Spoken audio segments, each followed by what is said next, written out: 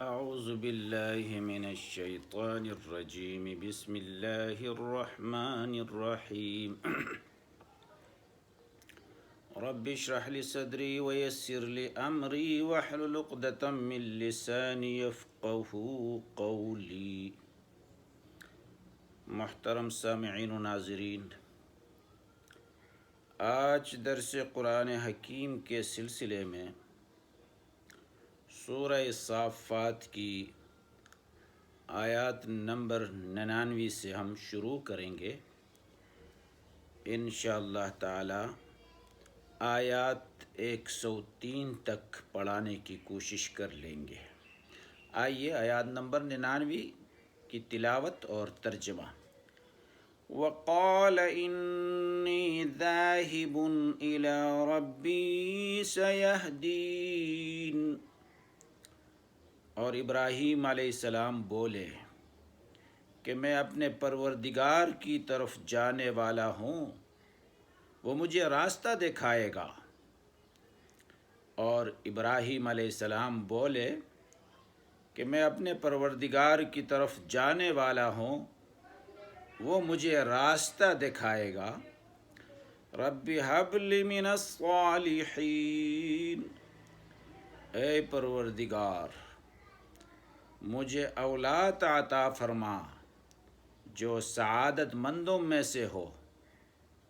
اے پروردگار مجھے اولاد عطا فرما جو سعادت مندوں میں سے ہو۔ فبشرناہ بغلام حلیم، تو ہم نے ان کو ایک نرم دل لڑکے کی خوشخبری دی۔ تو ہم نے ایک تحمل والے لڑکے کی خوشخبری دی۔ یہ ترجمہ بھی درست۔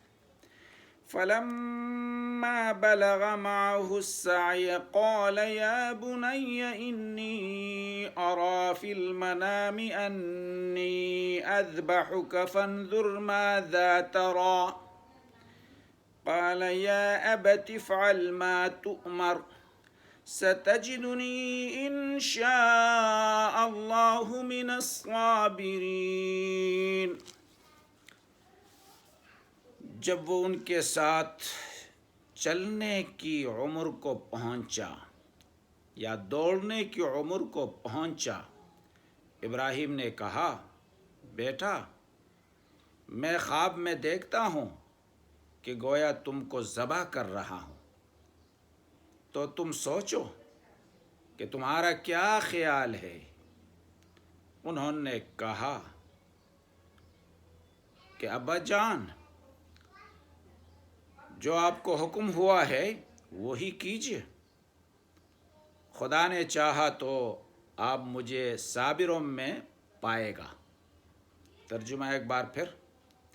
جب ان کے ساتھ چلنے کے عمر کو پہنچا یا دوڑنے کے عمر کو پہنچا تو ابراہیم علیہ السلام نے کہا کہ بیٹا میں خواب میں دیکھتا ہوں کہ گویا تم کو ذبح کر رہا ہوں، تو تم سوچو کہ تمہارا کیا خیال ہے؟ انہوں نے کہا کہ ابا جان، جو آپ کو حکم ہوا ہے وہی کیجیے، خدا نے چاہا تو آپ مجھے صابروں میں پائے گا۔ فلما اسلما وتلہ للجبین، جب دونوں نے حکم مان لیا اور باپ نے بیٹے کو ماتھے کے بل لٹا دیا۔ جب دونوں نے حکم مان لیا اور باپ نے بیٹے کو ماتھے کے بل لٹا دیا۔ یہ تو ان آیات کریمہ کا بامحاورہ ترجمہ ہے۔ اب ان آیات کریمہ کے بارے میں مفسرین کا متفق علیہ جو آراء ہیں وہ آپ کو انشاءاللہ پیش کریں گے۔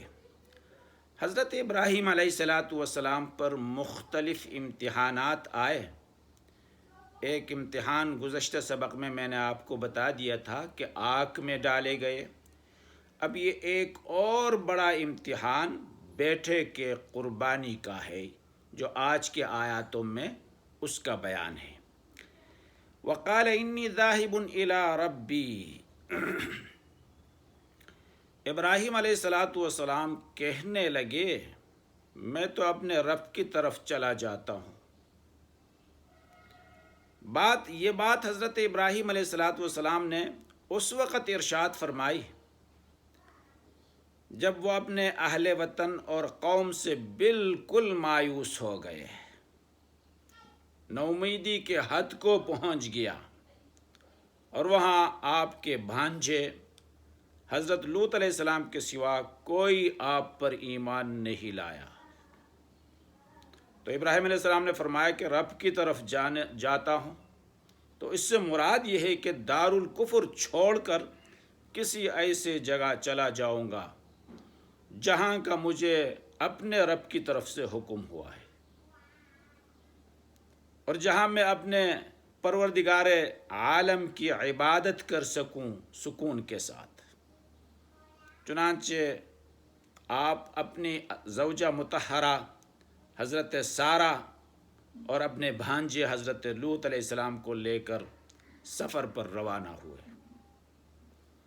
عراق کے مختلف حصوں سے ہوتے ہوئے بالآخر شام تشریف لائے، اور اس وقت تک حضرت ابراہیم علیہ السلام کے کوئی اولاد نہیں تھے۔ اولاد کی طلب ہو گئی۔ اب ابراہیم علیہ السلام دعا فرماتے ہیں رب ہب لی من الصالحین، اے میرے پروردگار مجھے ایک نیک فرزند عطا فرما۔ تو رب کائنات نے آپ کے اس دعا کی قبولیت کی شرف سے نواز دیا اور فرزند کی خوشخبری سنا دی۔ فبشرناہ بغلام حلیم، اللہ فرماتا ہے ہم نے ان کو ایک بردبار فرزند کی بشارت دی، تحمل والے فرزند کی بشارت دی۔ حلیم المزاج فرما کر اللہ تعالیٰ کا اشارہ یہ ہے کہ نومولود بچہ اپنی زندگی میں ایسے صبر و ضبط اور بردباری کا مظاہرہ کرے گا کہ دنیا اس کی مثال پیش نہیں کر سکتی۔ اس فرزند کی ولادت کا واقعہ یہ ہوا جب حضرت سارہ نے دیکھا کہ مجھ سے کوئی اولاد نہیں ہو رہی ہے، انہوں نے سمجھا کہ میں بانجھ ہو چکی ہوں۔ ادھر فرعون مصر نے حضرت سارہ کو اپنی بیٹی جن کا نام ہاجرہ تھا خدمت گزاری کے لیے دے دی تھی۔ حضرت سارہ نے یہی ہاجرہ حضرت ابراہیم علیہ السلام کو عطا کر دی۔ حضرت ابراہیم علیہ السلام نے ان سے نکاح کر لیا۔ انہی ہاجرہ کے بطن سے یہ صاحبزادے پیدا ہوئے کہ دنیا اس کو اسماعیل علیہ السلام کے نام سے یاد کرتے ہیں اور جانتے ہیں۔ اب آگے اس کا واقعہ بیان کرتے ہیں فلما بلغ معه السعی قال یا بنی انی اری فی المنام انی اذبحک، جب وہ فرزند ایسی عمر کو پہنچا کہ ابراہیم علیہ السلام کے ساتھ چل پھیرنے لگا اور ابراہیم علیہ السلام کے چھوٹے موٹے کام کرنے لگے، تو فرمایا کہ برخوردار میں دیکھتا ہوں کہ میں تم کو ذبح کر رہا ہوں۔ بعض روایت سے یہ معلوم ہوتا ہے کہ یہ خواب مسلسل 3 روز آپ نے دیکھا، یہ قرطبی کی روایت ہے، اور یہ بات طے شدہ ہے کہ انبیاء علیہ السلام کا خواب وحی ہوا کرتا ہے۔ اس لیے اس خواب کا مطلب یہ تھا کہ اللہ تعالیٰ کی طرف سے حضرت ابراہیم علیہ السلام کو حکم ہوا ہے کہ اپنے اکلوتے بیٹے کو ذبح کر دو۔ رہی یہ بات کہ یہ حکم براہ راست کسی فرشتے وغیرہ کے ذریعے سے نازل نہیں، نازل کیا جا سکتا تھا، یہ بھی ہو سکتا تھا کوئی فرشتہ آتے آپ کو بتاتے اللہ کو یہ فرماتے ہیں، لیکن خواب میں دکھانے کی حکمت بظاہر یہ تھی کہ حضرت ابراہیم علیہ السلام کی اطاعت شعاری اور اپنے کمال کے ساتھ ظاہر ہو، کہ وہ اتنا اطاعت شعار ہے کہ خواب کے ذریعے سے حکم کو بھی اس طرح تعمیل کرتا ہے۔ خواب کے ذریعے سے دیے ہوئے حکم میں انسانی نفس کے لیے تعویلات کی بڑی گنجائش رکھی گئی ہے، لیکن حضرت ابراہیم علیہ السلام نے تعویلات کا راستہ اختیار کرنے کے بجائے اللہ تعالیٰ کے حکم کے آگے سر تسلیم خم کر دیا۔ یہ بیان تفسیر کبیر کی ہے۔ اس کے علاوہ یہاں باری تعالیٰ کا اصل مقصد نہ اسماعیل علیہ السلام کو ذبح کرنا تھا، نہ حضرت ابراہیم علیہ السلام کو یہ حکم دینا کہ انہیں ذبح کر ہی ڈالو، بلکہ منشا یہ حکم دینا تھا کہ اپنی طرف سے انہیں ذبح کرنے کے سارے سامان و اسبابات کر کے ان کے ذبح کا اقدام کر گزرو۔ اب یہ حکم اگر زبانی دیا جاتا تو اس میں آزمائش نہ ہوتی، امتحان نہ ہوتی، اس لیے انہیں خواب میں دکھلا دیا کہ وہ بیٹے کو ذبح کر رہے ہیں۔ اس سے حضرت ابراہیم علیہ السلام نے یہ سمجھے کہ یہ ذبح کا حکم ہوا ہے، اور وہ پوری طرح ذبح کرنے کا ارادہ فرمایا، آمادہ ہو گئے۔ اس طرح آزمائش بھی پوری ہو گئی، امتحان میں بھی مکمل نمبر حاصل کر لیا، اور خواب بھی سچا ہو گیا۔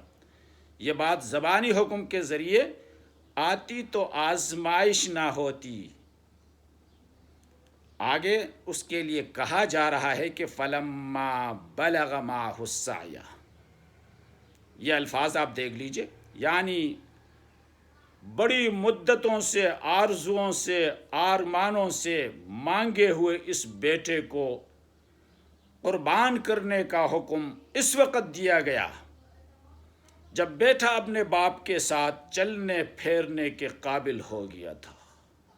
پرورش کی مشقتیں برداشت کرنے کے بعد اب وقت آیا تھا کہ وہ قوت بازو بن کر باپ کا سہارا ثابت ہو۔ مفسرین نے لکھا ہے کہ اس وقت حضرت اسماعیل علیہ السلام کی عمر 13 سال تھی۔ بعض مفسرین نے فرمایا کہ بالغ ہو چکے تھے، تفسیر مظہری کا بیان ہے۔ فانظر ماذا ترا، سو تم بھی سوچ لو تمہاری کیا رائے ہے، ابراہیم علیہ السلام کہتا ہے۔ حضرت ابراہیم علیہ السلام نے یہ بات حضرت اسماعیل علیہ السلام سے اس لیے نہیں پوچھی کہ آپ کو حکم الہی کی تعمیل میں کوئی تردد تھا، بلکہ ایک تو وہ اپنے بیٹے کا امتحان لینا چاہتے تھے، جیسا رب نے ابراہیم کا امتحان لینا چاہتے تھے، ایسا ہی ابراہیم علیہ السلام نے اپنے بیٹے کا امتحان لینا چاہتے تھے کہ وہ اس آزمائش میں کس حد تک پورا اترتا ہے۔ دوسرے انبیاء علیہ السلام کا طرز ہمیشہ یہی رہا ہے کہ وہ احکام الہی کی اطاعت کے لیے تو ہر وقت تیار رہتے ہیں، لیکن اطاعت کے لیے ہمیشہ راستہ وہ اختیار کرتے ہیں جو حکمت اور حتی المقدور سہولت پر مبنی ہو۔ اگر حضرت ابراہیم علیہ السلام پہلے سے کچھ کہے بغیر بیٹے کو ذبح کرنے لگتے تو یہ دونوں کے لیے مشکل کا سبب ہوتا۔ اب یہ بات آپ نے مشورے کے انداز میں بیٹے سے اس لیے ذکر کی کہ بیٹے کو پہلے سے اللہ کا یہ حکم معلوم ہو جائے گا کہ وہ ذبح ہونے کی اذیت سہنے کے لیے پہلے سے تیار ہو سکے۔ نیز اگر بیٹے کے دل میں کچھ تذبذب ہوا تو اس سے سمجھایا جا سکے۔ روح المعانی نے یہ بیان کیا ہے، لیکن وہ بیٹا بھی خلیل اللہ کا بیٹا تھا، اس سے آگے جا کر منصب نبوت پر فائز ہونا تھا۔ جواب کیا دیتے ہیں؟ یا ابت افعل ما تؤمر، ابا جان جس بات کا حکم ہو گیا ہے اس سے کر گزرے۔ اس سے حضرت اسماعیل علیہ السلام کے بے مثال جذبہ جان نثاری کی تو شہادت ملتی ہے، اس کے علاوہ یہ بھی معلوم ہوتا ہے کہ اس کم سن بچے میں اللہ نے انہیں کیسی ذہانت اور کیسا علم عطا فرمایا تھا۔ اسی چھوٹے سے پن میں حضرت ابراہیم علیہ السلام نے ان کے سامنے اللہ کے کسی حکم کا حوالہ نہیں دیا تھا، بلکہ محض ایک خواب کا تذکرہ فرمایا تھا، لیکن حضرت اسماعیل علیہ السلام سمجھ گئے انبیاء علیہ السلام کا خواب وحی ہوتا ہے، اور یہ خواب بھی در حقیقت حکم الہی کی ہی ایک شکل ہے۔ چنانچہ انہوں نے جواب میں خواب کے بجائے حکم الہی کا تذکرہ فرمایا۔ تو اسی سے یہ اندازہ ہوتا ہے کہ کتنا شعور والا اور کتنا صبر و تحمل والا حضرت ابراہیم علیہ السلام کے بیٹے حضرت اسماعیل علیہ السلام تھے۔ آج کے لیے اتنا کافی ہے، اس کا بقایا حصہ انشاءاللہ تعالی آئندہ آپ کو بتا دیں گے۔ وما علینا الا البلاغ۔